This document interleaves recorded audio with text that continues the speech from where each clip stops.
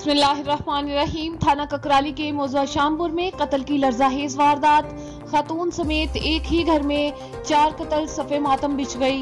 मुनव्वर हुसैन मुतासरा खानदान का सरबराह बैरून मुल्क सऊदी अरब में मुकीम है। सफदर मुनव्वर के हकीकी भाई के साथ जायदाद का तनाज़ा चल रहा था।